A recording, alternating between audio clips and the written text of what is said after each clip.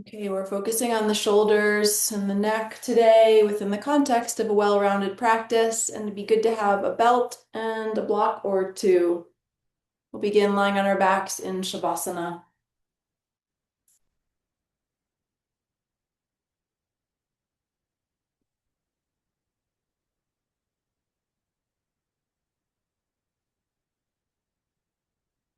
Suggest to your logical mind that this is a time for slowing down and attuning to the world of sensations and experiences that arise within your body.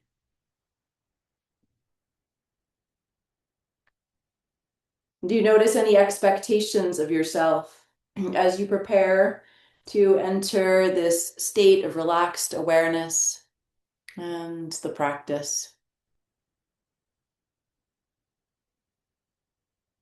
Let any expectations go and create an intention for yourself to allow your experience to unfold without attempting to make anything in particular happen.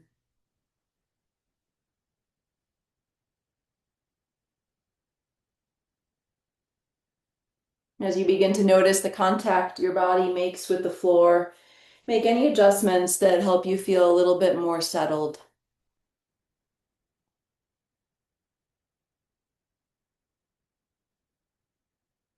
Notice the shape, the impression your body makes on the ground.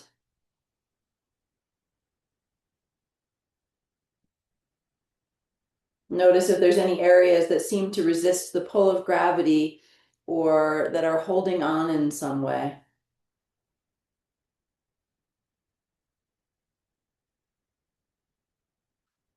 Allow any resistance to be precisely as you are experiencing it.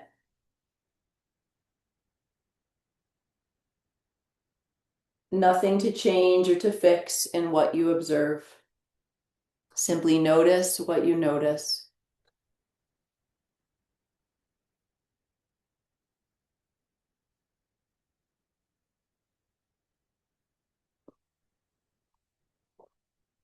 Notice the weight of your bones, how heavy they feel. And allow or just feel, notice a sensation of the bones gliding down through layers of muscle and tissue in response to the pull of gravity.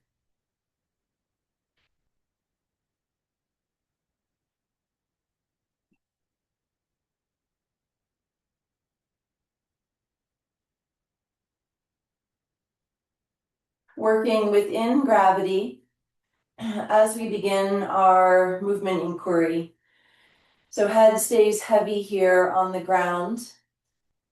And we'll start with a yes nod, sliding the back of your head along the ground to move the chin away from the chest. And then moving the chin toward the chest, not lifting the head at all. Go back and forth, go slow. Make sure teeth are parted here, but see if you can keep your lips closed. Might bring up a little bit more of a stretch through the throat, through the neck.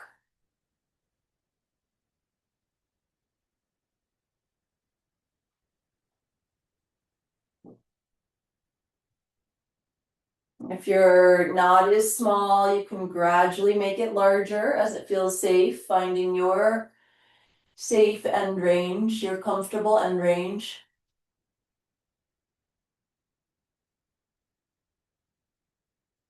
Notice what else is happening in the body. Like notice if the ribs are moving, the rest of the spine is moving in response to the nodding of the head. So you don't need to freeze everything else in place.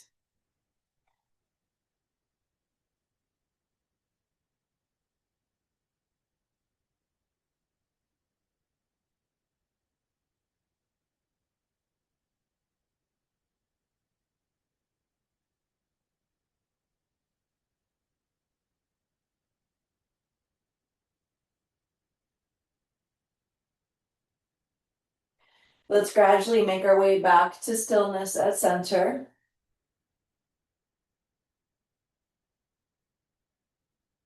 Place your arms right alongside your body. Palms could be up or down. Still working with gravity, as we do with pretty much all of this floor work. And the arms will stay on the ground. And this is a bit of a shoulder release. So slide your left arm down away from you, like you could reach your hand toward your left foot. You can pause here at the end range for a moment and then relax that shoulder and arm entirely and try the same thing on the other side. So the shoulder slides down away from the ear. And let's initiate the movement from the shoulder rather than from the fingers or from the arm.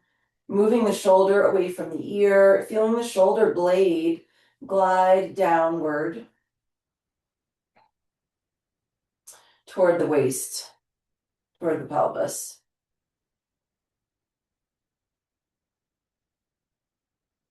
Head might already be moving. If not, let's get it moving. So whatever arm is reaching, rolling the head. Now it's a nod no, so rolling the head in that direction. You can even look toward the shoulder or the hand as it slides away from you.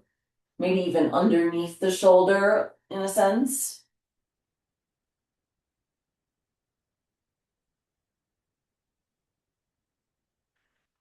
And try not to pick up the head to move it, just roll it so it's heavy like a bowling ball.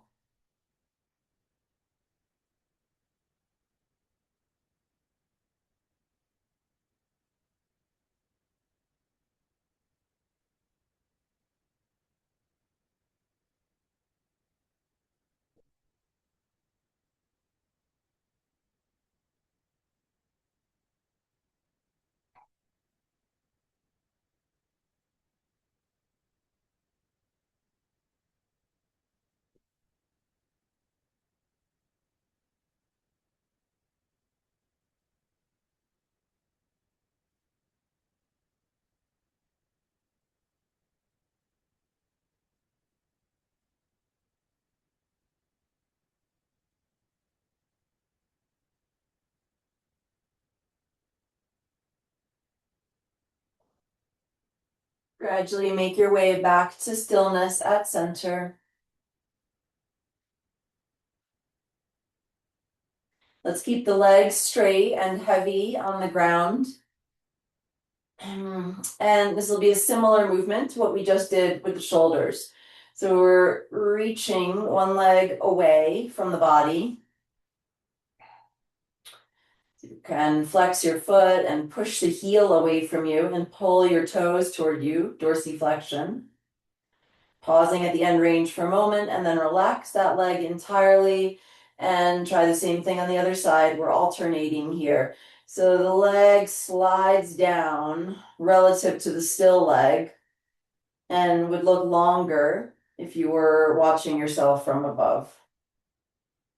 And just like with the shoulders, with our shoulder release, try to initiate the movement from the hip instead of from the foot. I always start with the foot because if it's an unfamiliar movement, it's a lot easier to find from the foot. But as you get a sense of what you're asking the body to do, feel how the hips are shifting up and down, and not up toward the ceiling, down toward the floor, up toward your head, and down toward your foot. And let's orient maybe even a little internally with the thighs. So rather than having the feet turning out to the side, toes pointing up to the ceiling, or maybe even inner thigh rotating downward, internal rotation, which would cause the foot to turn inward.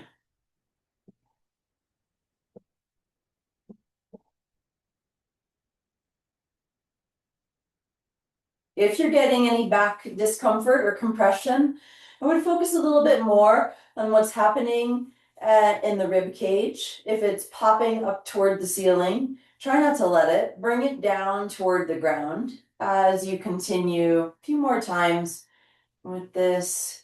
SI release.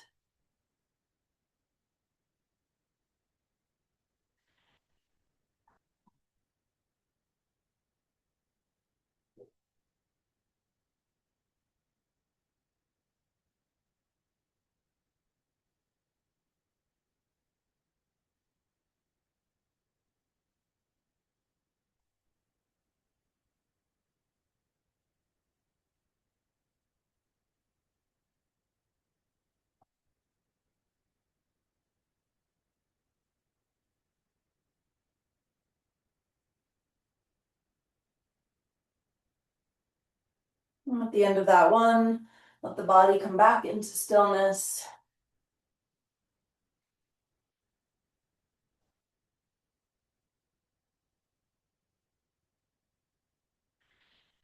And next we'll windshield wiper the ankles. So the legs are straight and we're not bending the knees and planting the feet. This is coming from the ankles here. So let's turn all 10 toes toward the left. So we're rocking to the outer edge of the left heel and the inner edge of the right heel. And then turn all 10 toes to the right. So we're on the outer edge of the right heel and the inner edge of the left heel. Just like windshield wipers, imagine your feet are windshield wipers. And as soon as the movement kind of clicks in your brain, pick up the pace. So see if you can relax all the muscles through your legs and your knees and your feet. And when you do that, the whole pelvis is going to start moving, and we want to let that happen. So toes left, toes right. Go pretty much as fast as you can. The highest setting if you were in your car and it was downpouring. This is not a controlled movement.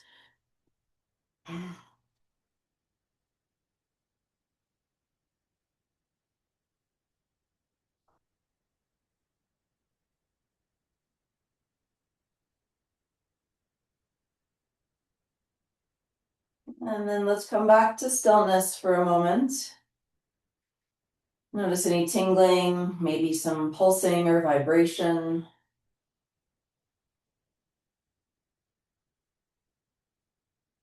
And now make sure your feet aren't super close together. And we're gonna windshield wiper the other way. I don't know how else to put it. So all 10 toe, the right toes point to the right, the left toes point to the left. We're on the outer heels and then rock to the inner heels. All the toes kind of point toward each other. If your feet are running into each other here, separate them a little bit more. And then same idea, we rock to outer heels, inner heels, and relax all the muscles through your legs and your feet and your knees and go fast. Kind of loose, almost bouncy movement maybe. For some of us, this lack of control is hard to create and let happen.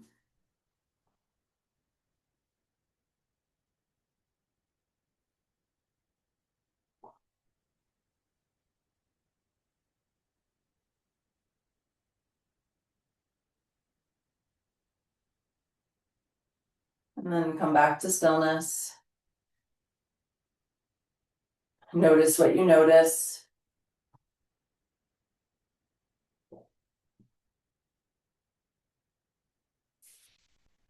Okay, at this point, if you'd rather have your feet planted, if that feels nicer for your back, you're welcome to do so as we shift our focus up to the shoulders. So let's stretch the arms up toward the ceiling. Arms are shoulder width apart and palms face each other. So fingertips point up toward the ceiling, not back behind you. And now both arms reaching up toward the ceiling. The arms are staying straight. I'm not especially engaged through the hands. Head is staying heavy on the ground.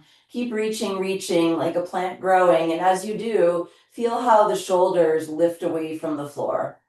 Let's just pause when you reach your end range.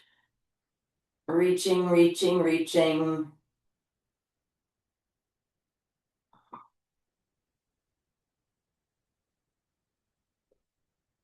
And then gently release the arms back down to the ground.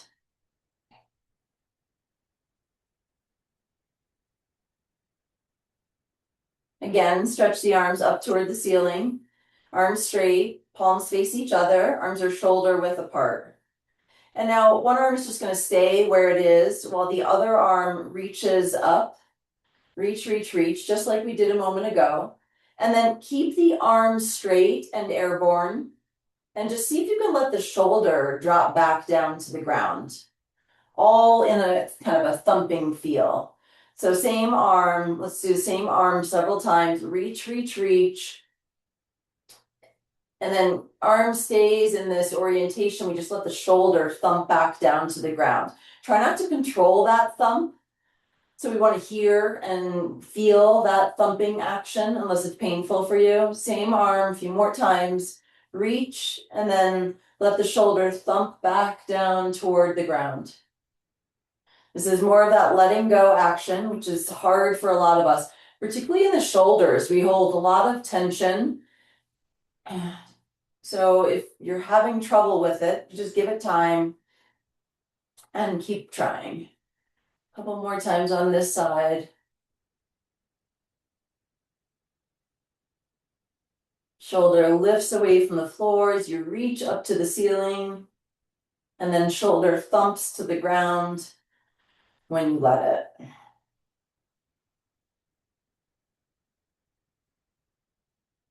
And then let's leave that arm where it is, airborne, and shift our focus to the other arm. My hands are cold. So reach, reach, reach. And then let the shoulder thump back down. Elbows stay straight, the arm is still reaching up, still oriented up toward the ceiling. So same action, let's try that a handful of times. Unless it's causing you pain, let the thump happen so you can hear it.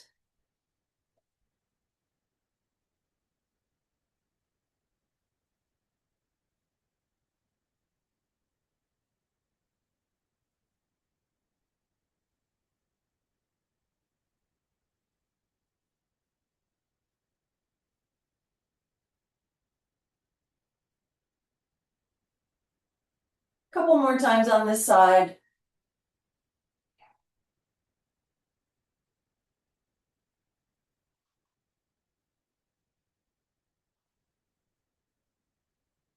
And then allowing both arms to come back down to the ground. And resting.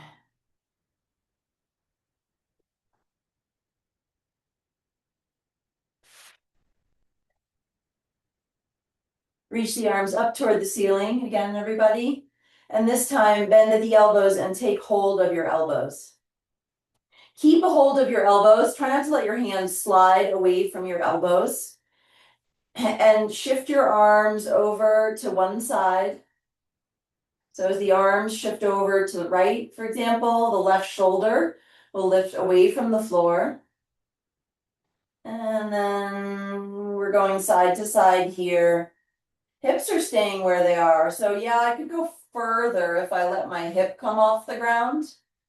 But we're focusing on keeping the hips still and isolating the movement more in the shoulders.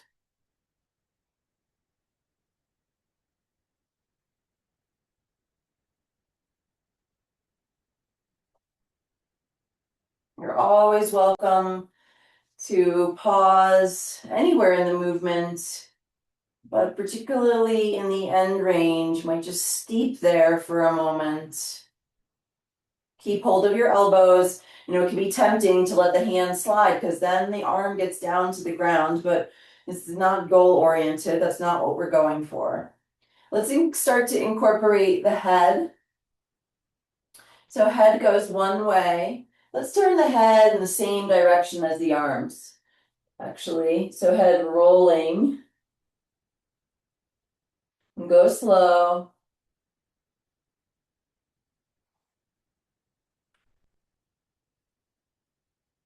If your eyes are open, you can rotate the eyes toward the floor.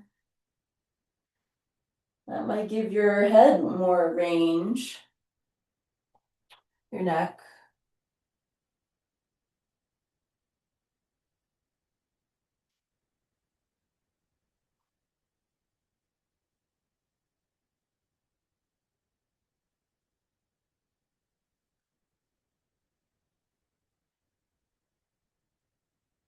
And then once you're back to center here, or come to center for a moment, pausing with the forearms hovering over the chest, and just switch the cross of the arms. We're still holding the elbows. And then let's resume the movement, but now head going opposite the arms. And shifting the arms one direction, rotating the head in the opposite direction. Side to side. Arms go one way, head goes the other way. You can look toward the floor to include rotation of the eyeballs.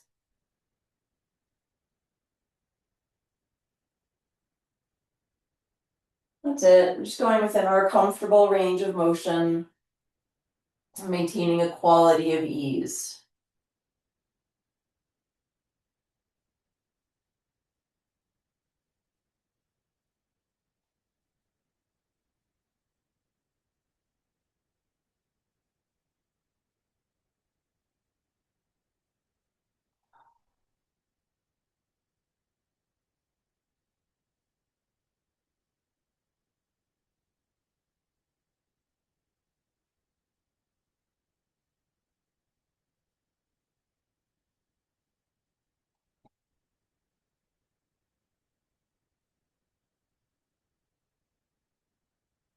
Eventually make your way back to center and let your arms rest on the ground alongside your body. Pausing here in Shavasana.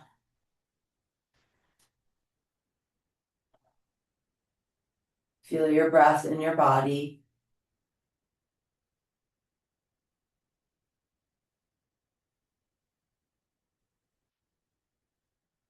And now let's plant the feet on the ground. So knees are bent, feet about hip width apart. And pelvis is down here. So we're in this kind of bridge prep shape. Let's lift the toes and the toe mounds and the soles of the feet off the ground, keeping the heels down. So flexion, toes moving toward the shins. And then rock to the toe mounds and the toes and lift your heels off the ground. Plantar flexion of the ankles.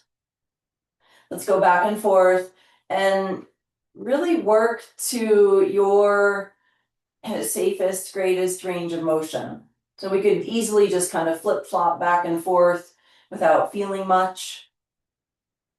Or we can move a bit slower and more intentional and cultivate a bit more sensation.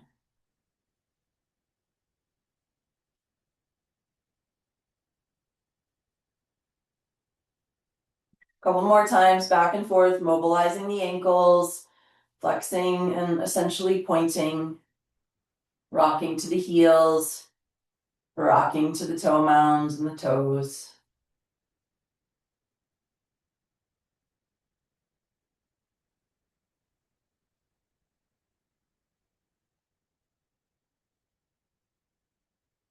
And now let the feet be grounded for a moment.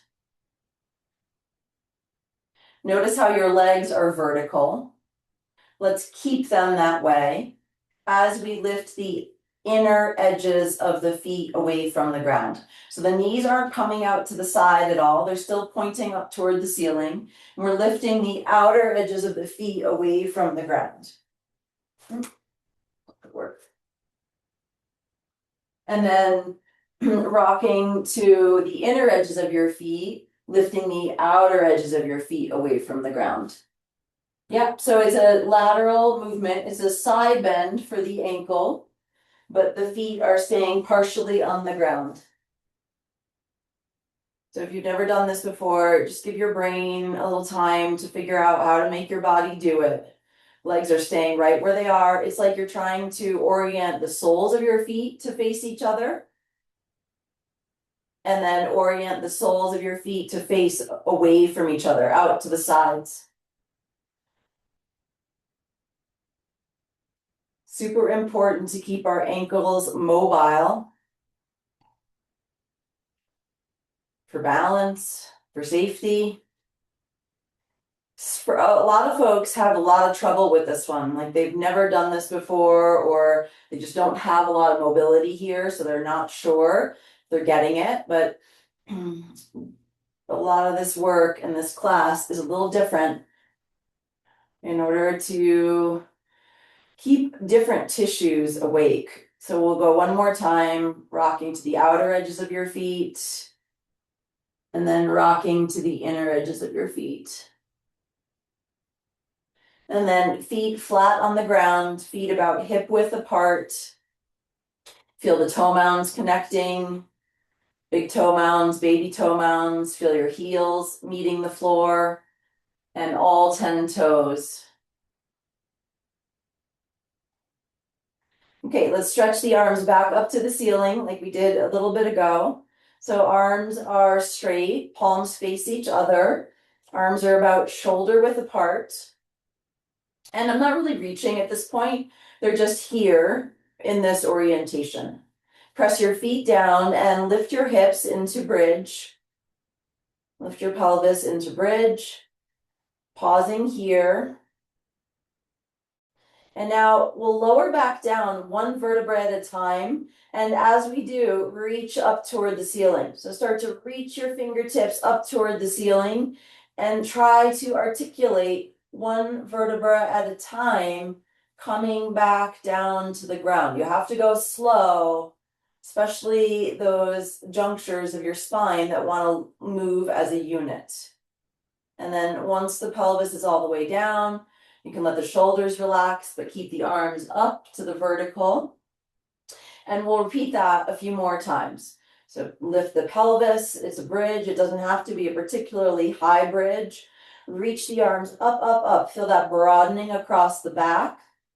And then one vertebra at a time. So a whole spine comes down before the pelvis lands. Keep reaching as you lower. Let's go maybe 3 more times. I'll be quiet so you can feel it.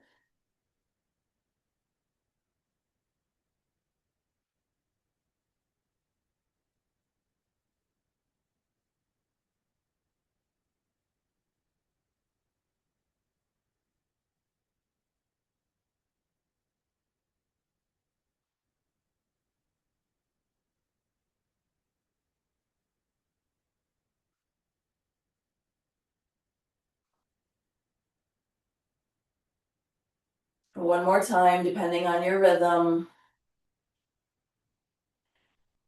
Reaching as you roll through the spine to lower from your bridge. And then whenever the pelvis gets down, don't rush. Bring your arms down to the floor. Slide the legs out straight. Interlace your hands over your chest. Press the palms up toward the ceiling, so arms straighten. And then reach your arms overhead. So they might come down to the floor, they might not. That doesn't matter. Press your palms back away from you. Maybe bring the legs together and push the heels in the opposite direction. So essentially full body stretch here. Front, sides, and back body lengthening. You might feel this in the wrists, the forearms, the palms. Push through your heels.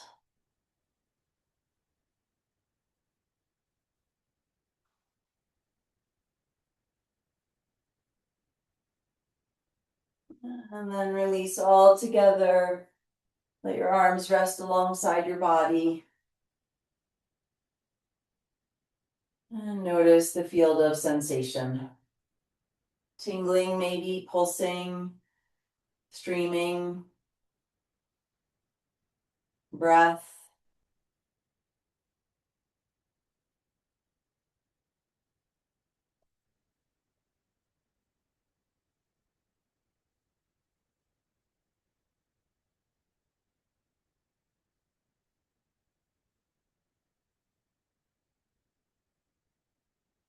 Okay, from here, let's bend the knees, roll to the side, and come on up to sit.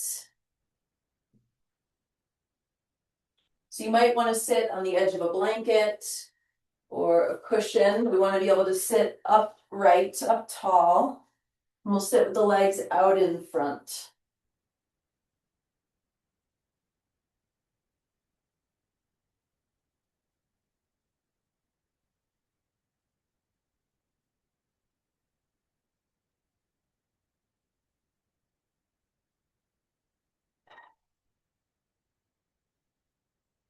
Okay, we're gonna work a little bit of a seated twist here. So I usually mirror when I can. We'll place the right foot to the outside of the left knee, and we'll keep the left leg straight out in front.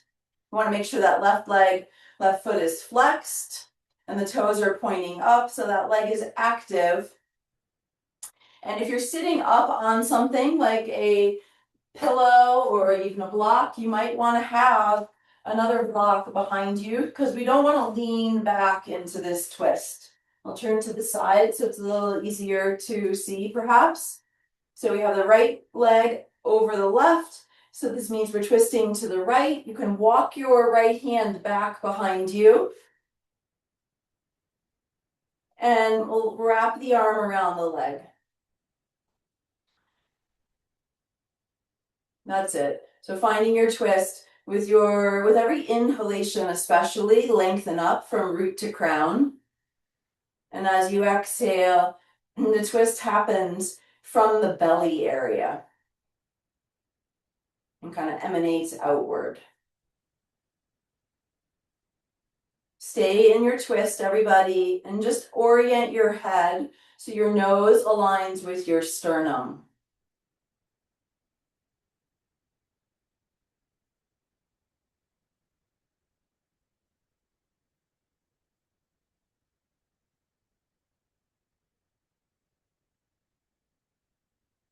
Stay in the twist. Turn your head more to the right, so you're looking toward the right shoulder, maybe over the right shoulder.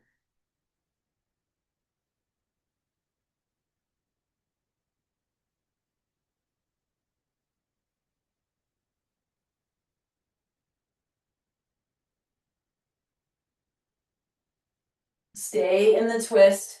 Turn your head to the left, so you're looking either out in front of you or over the left shoulder. You don't want to crank the neck. Right shoulder still drawing back and down.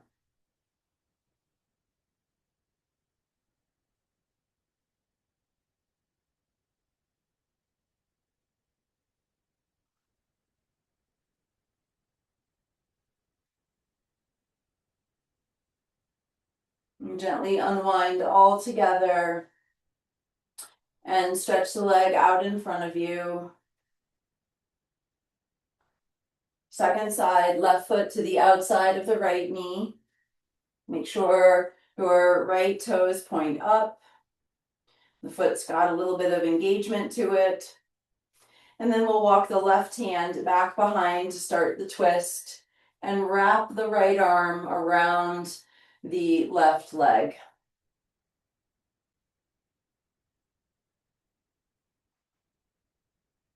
Orienting your nose to align with your sternum.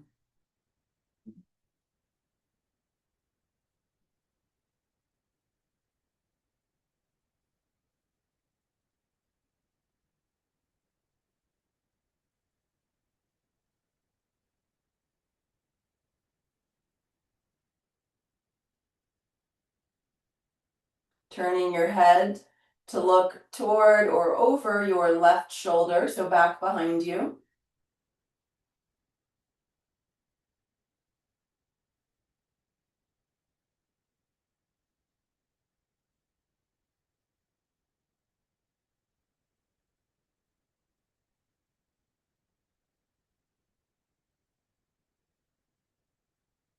And now turning the head to look forward or over right shoulder. Continuing to draw the left shoulder back and down.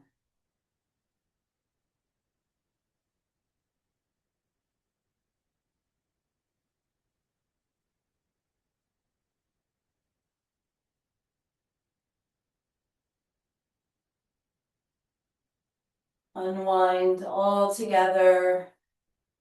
You can stretch legs out in front of you. And then you can keep your legs as they are, or you can sit cross-legged or in hero's pose, whichever you prefer, as long as you feel upright here. We're going to work a little bit more with the neck.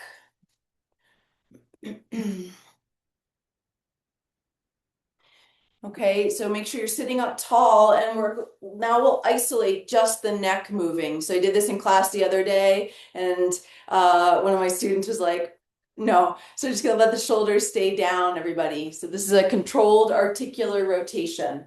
So we'll begin by lowering the chin down toward the chest. It's best if you can, if you just listen instead of looking, because that's gonna probably screw up where your head is. Okay, so from here, chin is toward the chest. We keep the head down and trace along your right collarbone with your chin toward the right shoulder. And then we continue in that direction. So see if you can you won't be able to, but see if you can bring your chin back behind your shoulder. And the gaze helps here. So looking behind your right shoulder. From here, we'll allow the head to tip back and trace with our gaze or our chin a big arc across the ceiling until we can lower the chin behind the left shoulder. And then chin traces from the shoulder back to the center of the chest. Let's go one more time in the same direction. Chin grazing the right shoulder, the right collarbone to the shoulder. That's it. Go slow. Looking behind the shoulder. And then tracing up toward the ceilings. The head tips back and the chin rises up. Tracing that arc across the ceiling with chin and eyeballs until your chin is behind or oriented toward your left shoulder, and then trace the collarbone back to the center of your chest. Now let's go in the other direction. Chest is lifted, chin drops toward the chest, trace the left collarbone.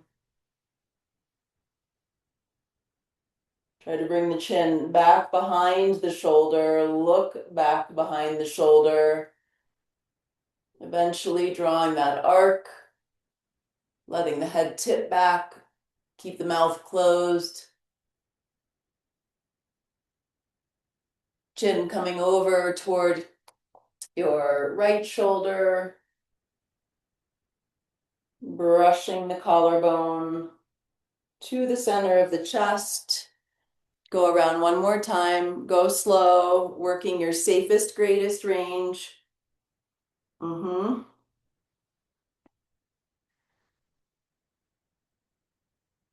That's it. Good job, everybody.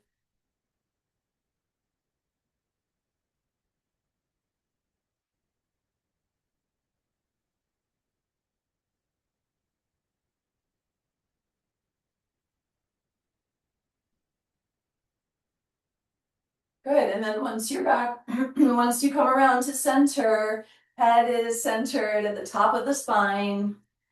And now we're gonna work a little bit with the ankles. So we'll take our block, or if you don't have a block, you can use a pillow, something, so that we can have the lower leg on the block, but the foot not on the block. We wanna be able to get our full rotation here.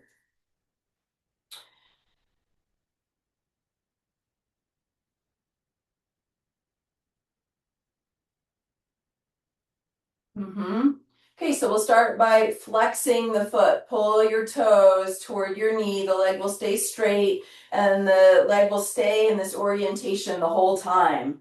So we pull the toes as much as we can toward the knee, and then we go into that side bend action. So the inner edge of the foot moves away from you. The outer edge of the foot comes toward you. From here, we circle around to point the foot, ballerina style. And then as we rotate inward, don't let the leg move at all. It's like we're trying to bring the inner edge of the foot toward us some more, right? Like you're turning your foot inward and then back to flexion. And let's go around one more time. Go slow, really work to find the biggest comfortable circle you can. Make sure the leg's not moving at all. And then once you're back in flexion, toes toward the knee, go the other direction. And so the outer ankle stretches as you turn your sole in toward the midline. And then we point the toes and the whole foot. And then draw the outer edge of your foot toward you. It's common to cramp here if you haven't done this much before. Your muscles are just a little confused. Flexing, go around one more time. We want all joints to stay stimulated. And then once you come back around, you can switch legs. Supporting the lower leg, making sure that you've got that free range of motion through your ankle. Start by flexing, toes toward the knee. And then inner edge of your foot toward you. Circling around to point. Outer edge of the foot toward you. Don't let the leg move, it's just the ankle. Back to flexion.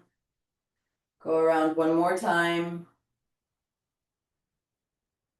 The body gets so much info from the ground that how our ankle can receive energy from the ground is really critical.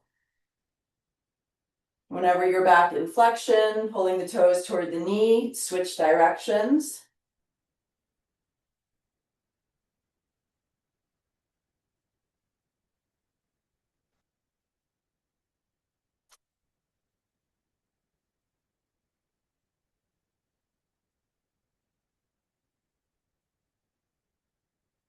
Coming all the way back around. Great. And then once you finish that, you can take your support out of the way. And you might want a belt. If you don't have a belt, you can use a scarf or towel, t-shirt, maybe even like a big sock for a little bit of crouch asana, heron pose. So we'll go back to the first leg. So I started with my right leg. So I'll plant my right foot. It doesn't really matter which side. Coming into a heron pose. So we'll maybe take the belt around the foot. You could use your hands potentially, but we want to make sure we're still really upright here. Okay, so we tip back a little bit and then extend the leg up. That's it, beautiful. Yeah, you can just hold your calf wherever works for you. Let's lift the chest up and see if we can like shift a little more to the front of the sitting bones. And make sure or work to not be rounding here at all. So almost going a little bit more to a back bend feel. Draw the shoulder blades down the back. You can flex or point the foot or do a combo, but do something on purpose with your foot. And let's squeeze the thigh muscle.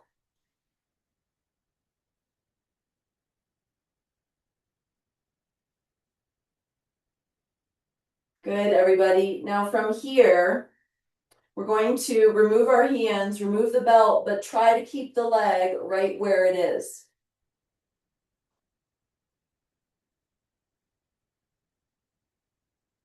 And then slowly lower the leg down. So this is really important. This is active versus passive range of motion. And the greater the distance there is between the two, the more prone we are to injury. So we really want to be able to work that active range, that control range, to stay safe. Okay, so second side for heron pose, start with the foot planted, and if using a belt or something, you can take it around the foot and stretch the leg out in front of you. Shoulder blades down the back, chest lifting, maybe leaning forward a little bit to the front of your sitting bones. And really working to be sure that you have a bit of a lumbar curve. So we're moving the lower spine in rather than letting it pop out the back. Squeezing the calf or squeezing the thigh, pointing or flexing the foot.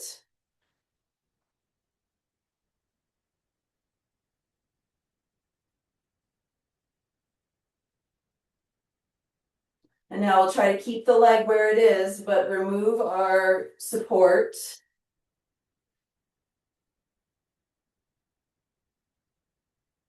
And then slowly lower the leg down. Okay, from here, if you have a blanket on top of your mat, please remove it. Or if you've been working on carpet, you want some stickiness now. So grab your yoga mat.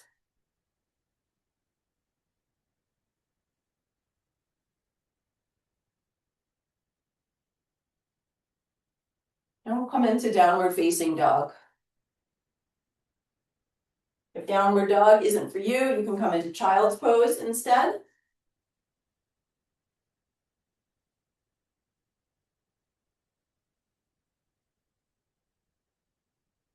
So downward facing dog, an inverted V with the body, child's pose, hips on the heels or working toward that shape. If you're in down dog, let's pedal out the feet. One heel, then the other, pressing toward the floor. One knee bending. And go slow here. Again, we could just kind of gloss over it and go fast, but move a little slower with more intention. See if you can really work through your feet, through your ankles, through your toes. A couple more times.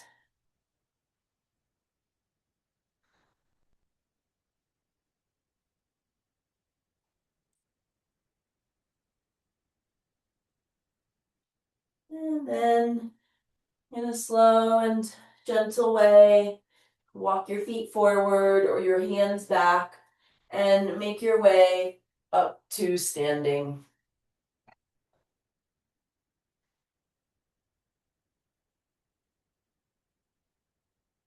Okay, tree pose. If you feel like you need some support, you can use a wall potentially. So we'll find our mountain pose first. Do your best to spread your toes. Feel the inner and outer edges of your feet and your heels all connecting to the ground. Make sure your eyes are open. And then allow your weight to pour into your right leg and lift to the toes of your left foot. Drawing upward through the standing leg, so really standing up tall here. Open the knee out to the side.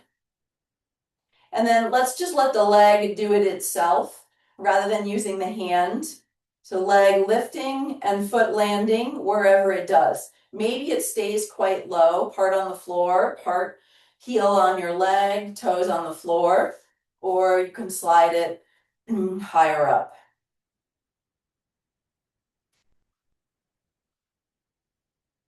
Keep your gaze steady. Try squeezing your glutes, especially this right glute. Engage your buttock muscle. If you want, you can bring your hands to your heart.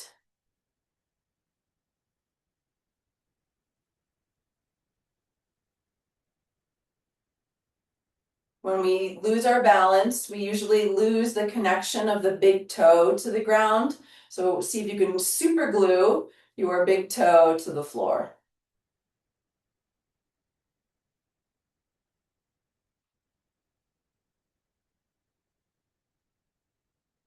Okay, coming back to mountain pose. Feel your breath. sensing into your left leg, your toes, your heel, drawing upward. And then when you're ready, coming up onto the right big toe, toes, turning the knee out to the side. You can slide the foot to stay partially on the ground or bring it up higher. Squeeze your left glute. Not only will that help stabilize, but it'll help bring the hip underneath the body rather than kind of swinging out to the side. Feel free to do something different with your hands. That's it. Steady gaze.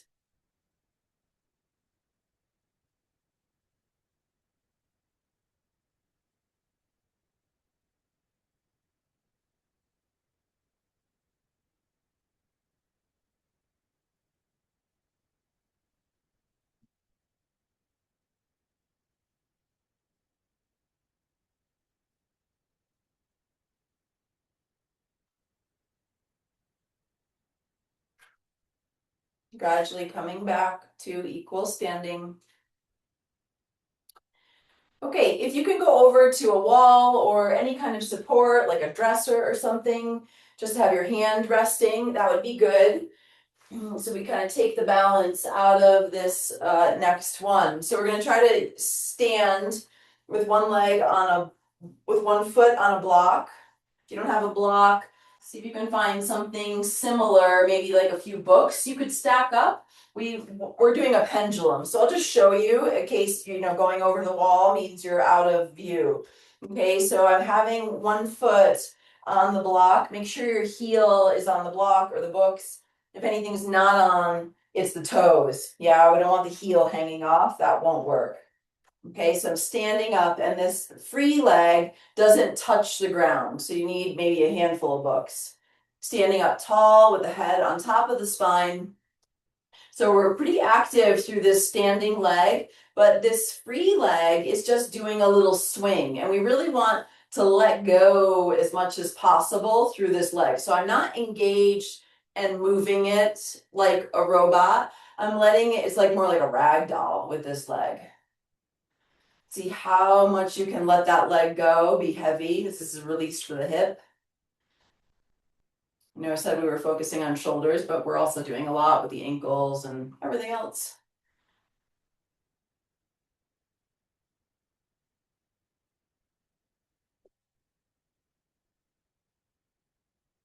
That's it. It doesn't have to be a big pendulum. We'll just go a little bit longer on this side.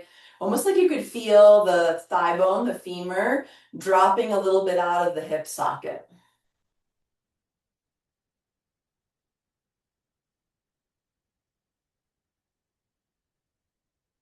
And then step off and just pause. You might feel different on the two sides. And then when you're ready, second side.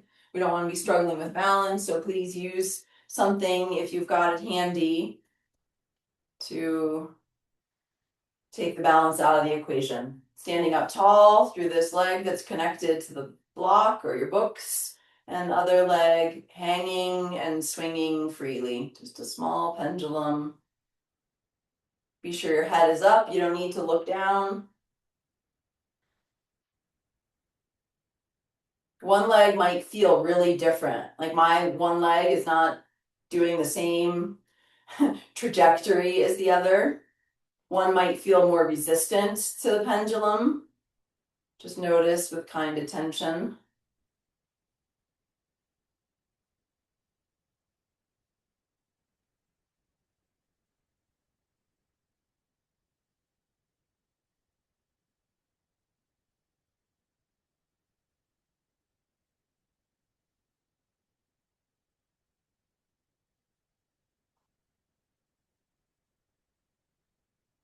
Okay, and then you can step off and set the block aside.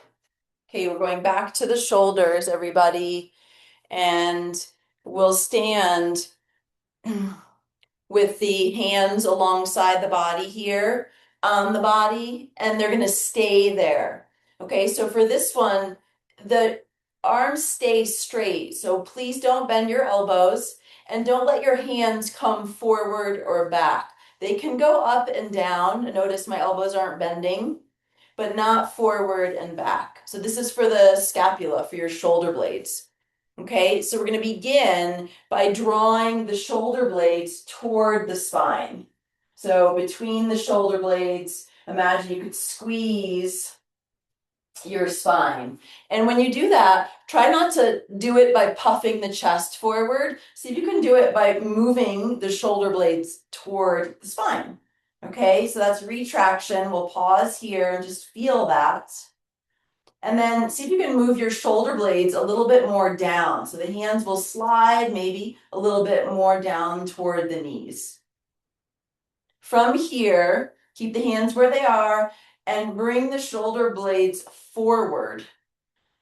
Like you could bring the fronts of your shoulders toward your sternum, but the shoulders are still down. So they didn't come up at all yet.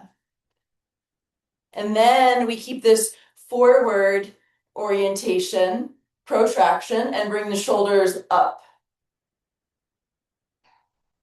Keep the shoulders up and bring them back. Don't bend the elbows. And then keep them back and bring them down. Let's go around one more time. Forward, up, back, down. And now we'll retract the shoulder blades again. So shoulder blades toward the spine. Try not to move anything else. Bring them up. They're squeezing together and moving up. Elbows are staying straight. Bring them forward and down. Keep them down. Shoulder blades toward the spine. Retract. Up. Forward. And down. And then just let the arms relax at your sides. Okay. From here, bring your arms out in front of you. Coming back. That was more mobility works. We're coming back to yoga land here. Arms stretch forward. So we did this on our backs, right? Really reach the arms forward. And then bend your knees to come into chair pose.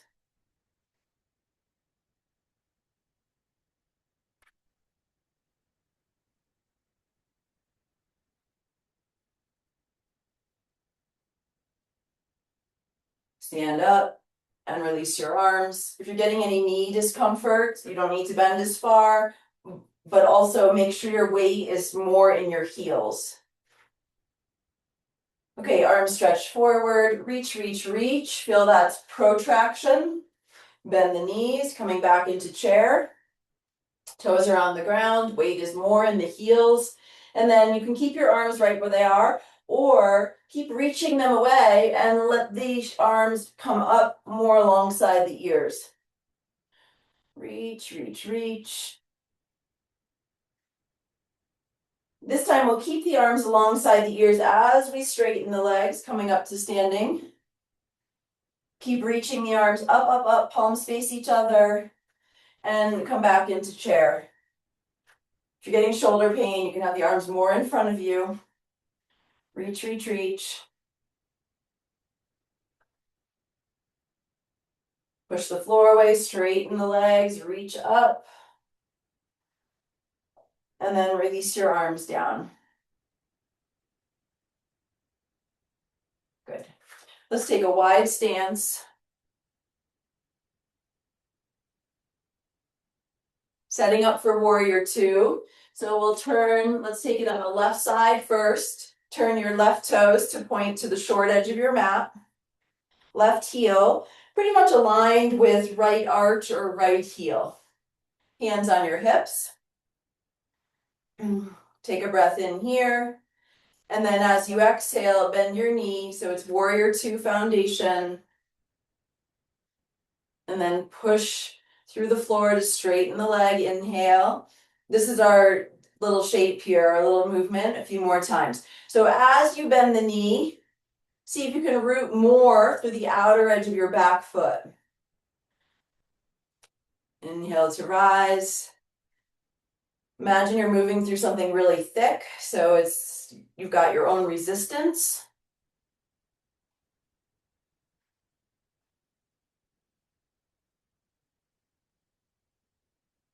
So as I bend the knee, I'm rooting more through the outer edge of the back foot, and let's engage the back glute. Squeeze the back buttock muscle. The whole time it could stay engaged, but definitely when you bend the knee.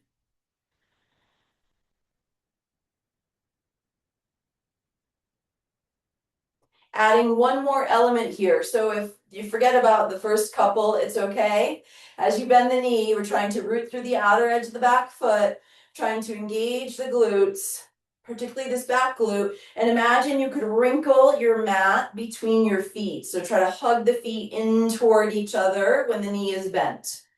We'll go a few more times. Take your time.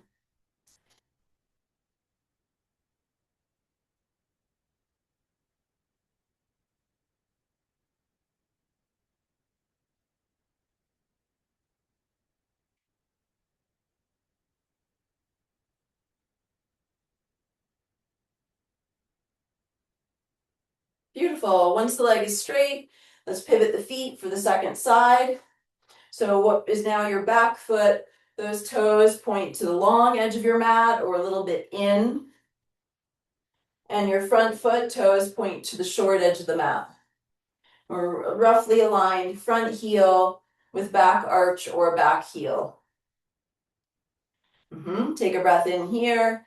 As you exhale, slowly, like moving through honey or water, bend the knee.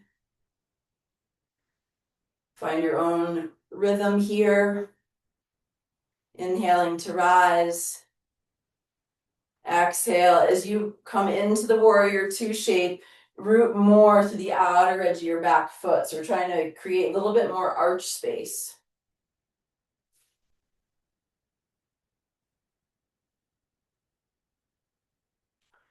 And in our warrior two stance, try engaging, squeezing your back glute.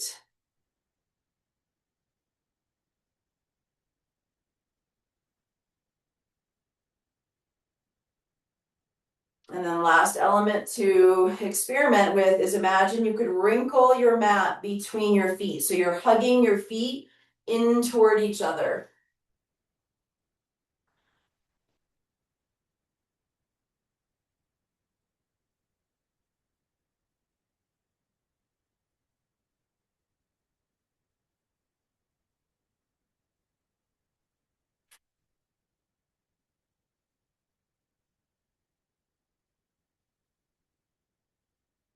Couple more times. Take your time.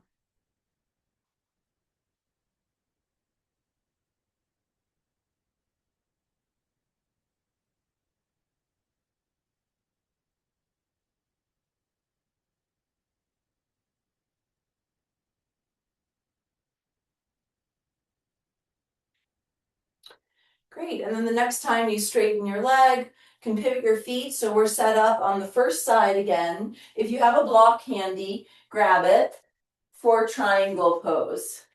So block could be inside or outside the front foot.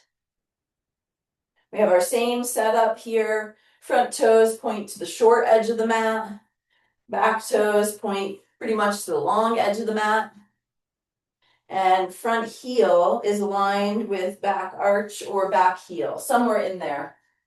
If you're using a block, you can place it inside or outside your front foot. Let's keep the front leg straight this time, or as best you can. Hands on the hips. And then stretch your front arm out in front of you. And let your hips rock back as you start to reach out over your front leg.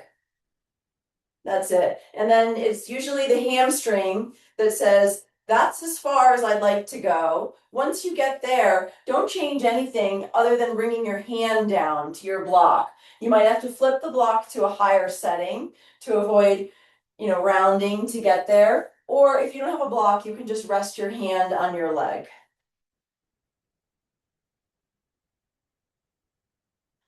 From here, let's root more to the outer edge of that back foot and engage that back glute. And then try turning through your ribs a little bit more to face in front of you and maybe stretch your arm up toward the ceiling. That's it.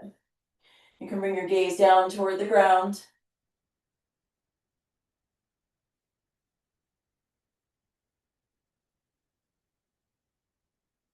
Let's keep our triangle shape and bring the arm alongside the ear, palm faces down.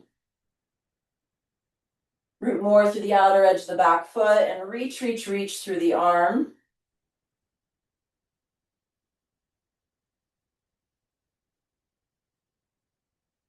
Bring the arm up toward the ceiling, palm faces out in front of you. And then start to rotate your arm, your shoulder internally.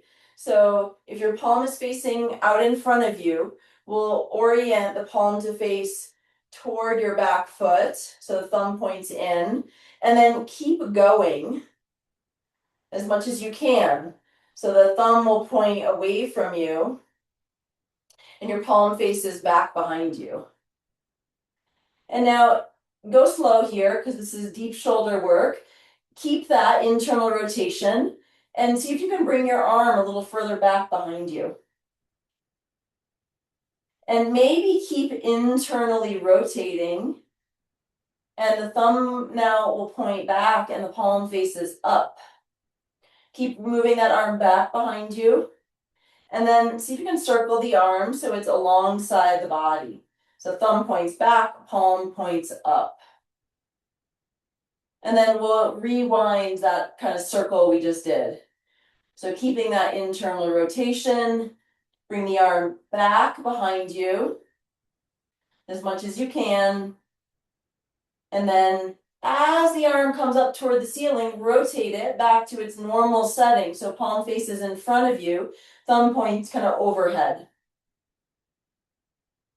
And then sweep the arm alongside the ear, palm down, thumb points back to your backside. Good. From here, we'll bend the front knee and rise all the way up. If you're working with your block, take it with you for second side.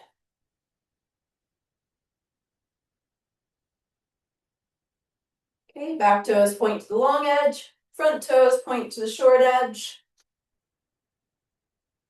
Back hand on the hip, front arm out in front of you.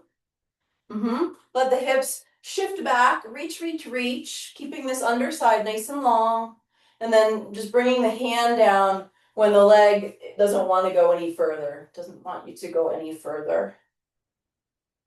Feel your feet. See if you can rotate your ribs so you're facing a little bit more to the long edge of the mat versus the floor. Maybe extending the arm up toward the ceiling. Nice. Let's turn the gaze down, potentially toward the floor. Rooting to the outer edge of the back foot. Try engaging your back glute. And then take your arm alongside your ear. Palm faces down, thumb points back behind you.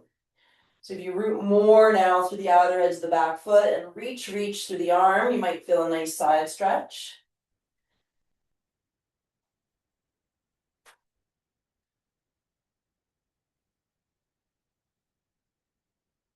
Reach the arm back up to the ceiling. Palm faces out in front of you. And then we'll add internal rotation. So start to turn your palm away from you. And continue. Go slow. And once you find your internal rotation, see if you can bring your arm further back behind you. You might be able to keep internally rotating. And we're starting to reach the arm back and lower it. Keep rotating until the arm is alongside the body. So thumb points back essentially, palm faces out. And then we go back the way we came. So keep that internal rotation. Try bringing your arm back behind you. Up toward the ceiling. As it goes up toward the ceiling, you're going to run into like a dead end. That's when you rotate the arm. So you're back in our triangle setup where the palm faces forward, arm is up. And then arm alongside the ear, palm down.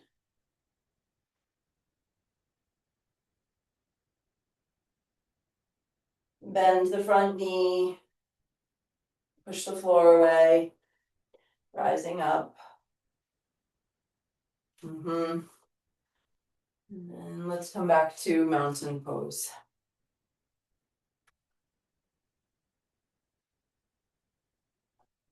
Notice sensation maybe through legs, shoulders.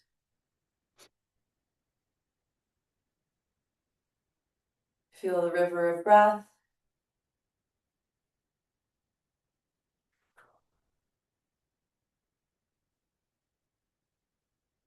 Okay, we're going to come to the top of the mat, everybody. And let's take a pretty good step back with the right foot. If you have to kind of hop it back to get the length, that's fine. Let's try to keep this back heel lifted and the toes pointing forward. If that is too much for balance, you can root the back foot. But if you can, we want to bring this back hip forward. Hands on the hips here. Front knee is bent. And then just notice if you're kind of pitched forward in the pelvis, bend your back knee so your pelvis can be neutral. So I'm really upright here from the pelvis. Okay, keeping this neutral pelvis. Try pressing back through the heel. And then if you are interested, you can bring the arms up. They're reaching. Yeah, just like they have been. So palms face inward, thumbs point back, arms reach up.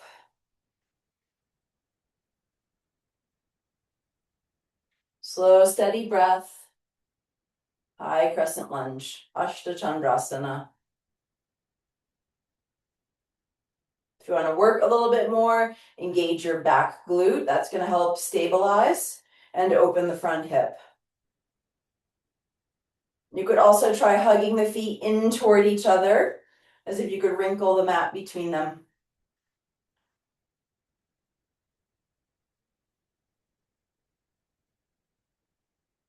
Release your arms if they came up. And let's step switch for the second side.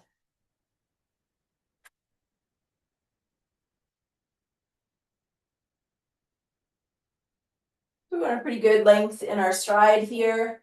If you're able, back heel is up, toes point forward rather than out to the side. Front knee is bent. And then notice, like I've got a little bit of forward tilt in the pelvis here. So if you bend your back knee, you can drop the tailbone, lift the pubic bone, and find your neutral pelvis. Keep your neutral pelvis, maybe pressing back through the heel.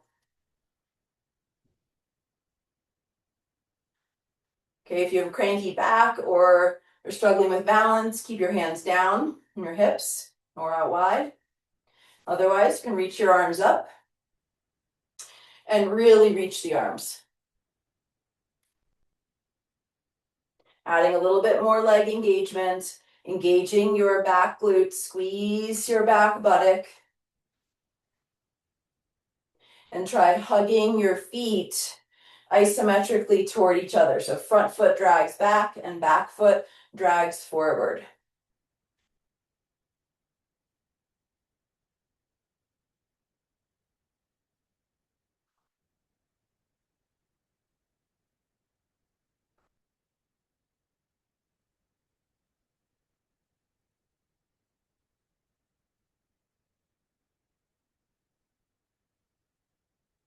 Releasing the arms and stepping to stand.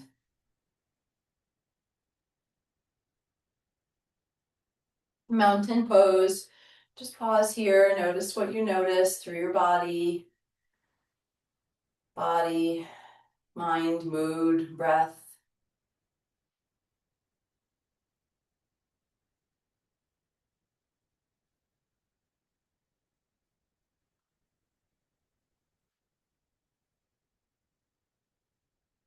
Okay, I think that's good for standing asana for today. So, yeah, from here, come down onto your back into Shavasana.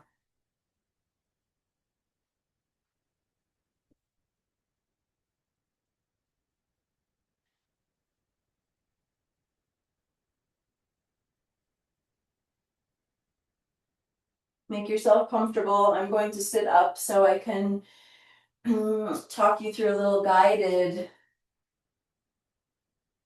meditation.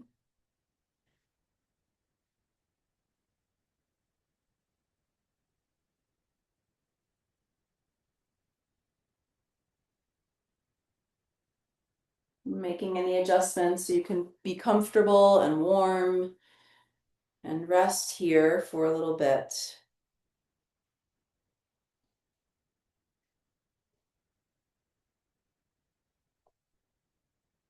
Settling into your body. Allowing your bones to glide down through layers of muscle and tissue in response to the pull of gravity.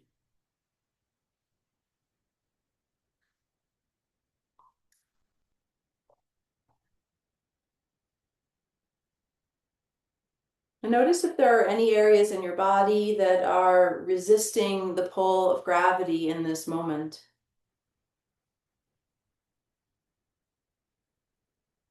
Allow any resistance to be present precisely as you experience it.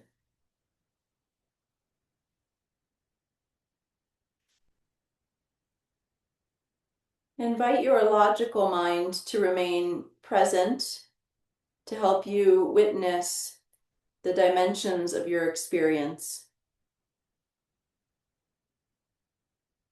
The body lives in a dimension that is much slower than mental time. You cross a time boundary to enter the temporal dimension in which the body actually lives. Suggest to yourself that you begin crossing this time boundary now.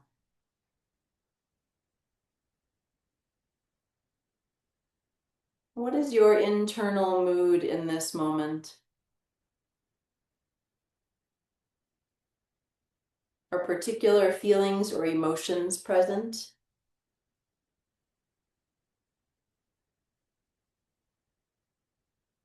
Suggest to your logical mind that it is safe, desirable, and pleasurable to expand awareness to include all of the thoughts, feelings, and emotions arising in every level of your being.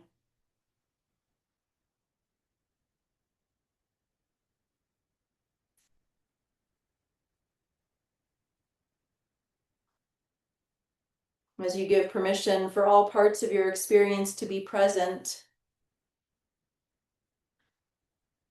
allow your body to settle into deeper relaxation.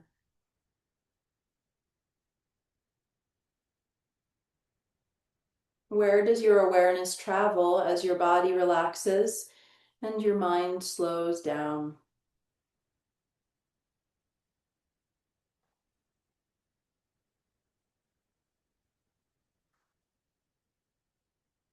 Now begin to notice the sensations of breathing in and out.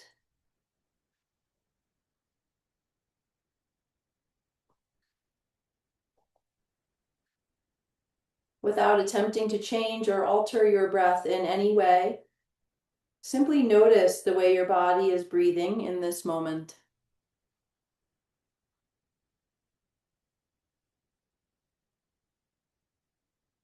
Does your breath make any sound as it enters and leaves your nostrils?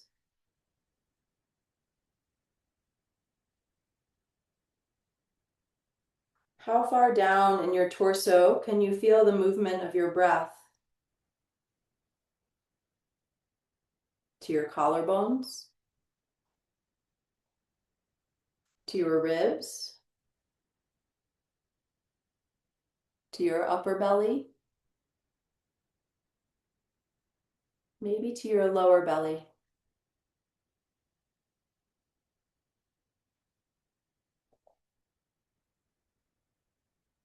Travel to the place in your being where the impulse to inhale arises. Let go of any attempt to control or direct your breathing in any way. Simply notice where in your being the impulse to inhale arises.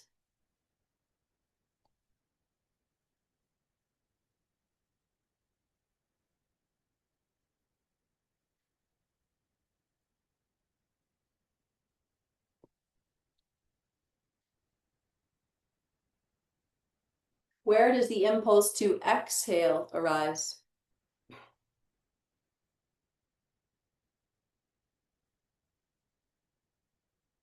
Let go of any attempt to control or direct your breathing in any way. Where does the impulse to exhale arise?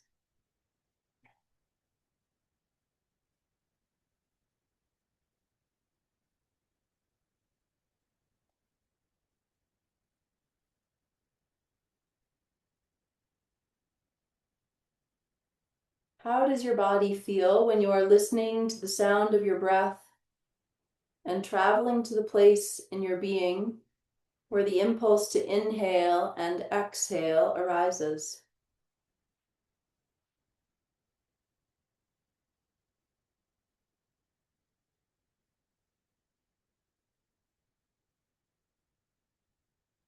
Is there any kind of release as you relax control over your breath?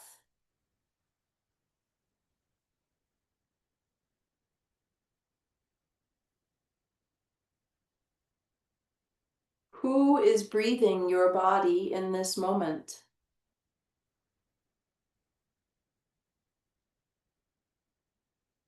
Who is being breathed?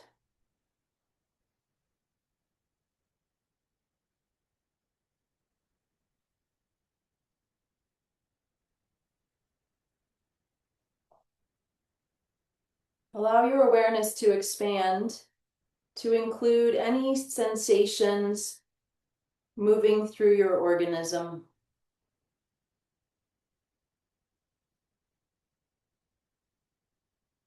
Listen to any messages that are coming to you through the wisdom of your organism.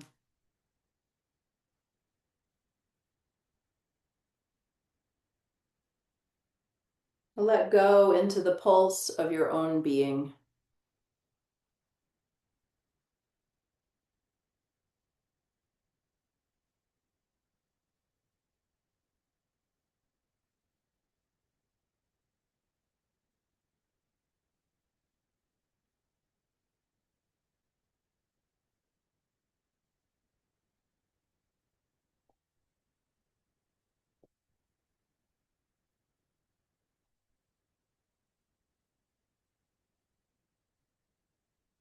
Notice how you feel.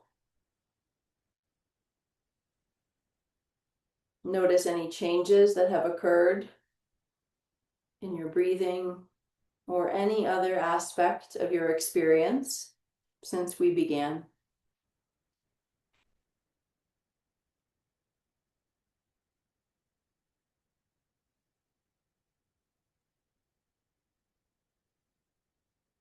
Suggest to your logical mind that you will be returning to wakeful consciousness with wisdom and knowledge from your organism.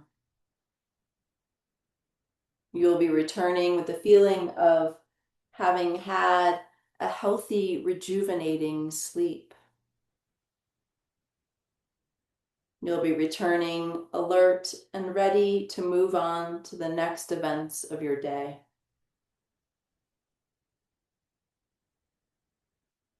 Slowly begin your return, rocking your ankles from inner ankle bones to outer ankle bones.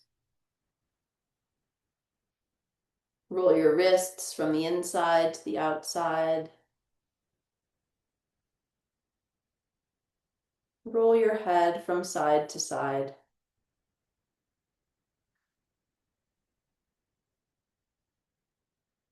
Deepening your breath.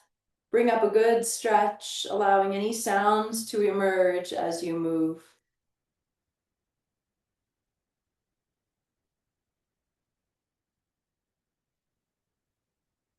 Curl your knees into your chest, maybe rocking from side to side, and then rolling over to one side.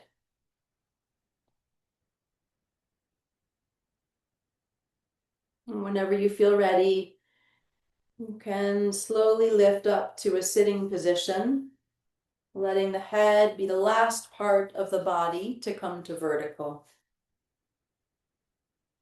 Let's keep awareness inward. If you can, eyes closed for just a few moments more.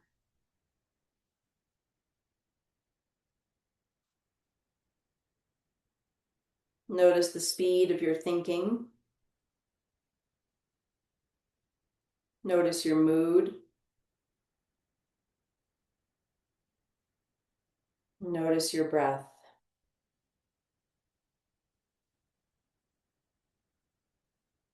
You might like to join hands, palms together at heart center. We'll chant Om Shanti Shanti Shanti, which means Om, peace, peace, peace. You can join me or listen. Take a breath in. Om Shanti Shanti Shanti.